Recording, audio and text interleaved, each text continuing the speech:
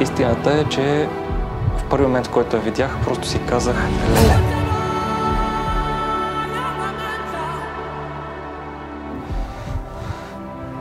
След 30 години силно се надявам да мога да кажа: Мила, радвам се, че създадохме такова щастливо семейство.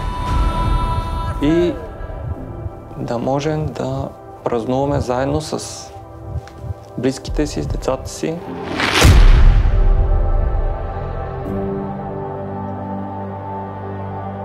Ден голям, днес е сватбата. Ще се оженя за най-прекрасната жена.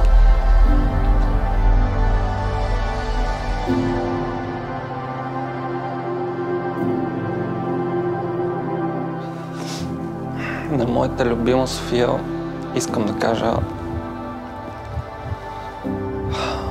правя, ще продължавам да правя и ще се опитам да правя най-доброто за семейството си, за теб, за дъщеря ни, за всички в семейството.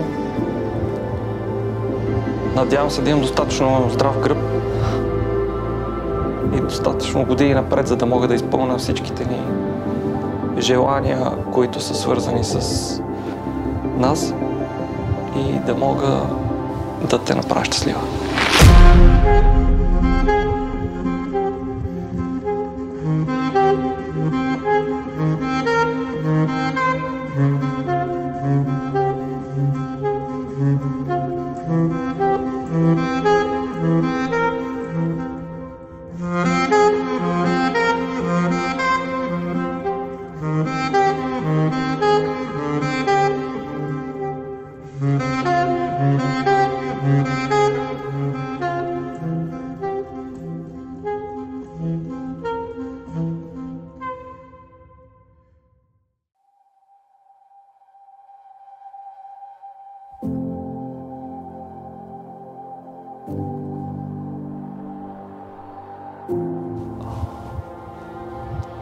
Според мен ценностите, които трябва да предадем на нашето дете, са изключително важен елемент от това да я възпитаме правилно, защото накрая човек има себе си, това, на което е възпитан, това, което знае, това, което е научил, и се надявам да успеем да предадем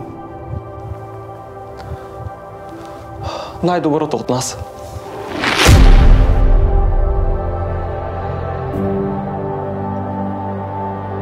you.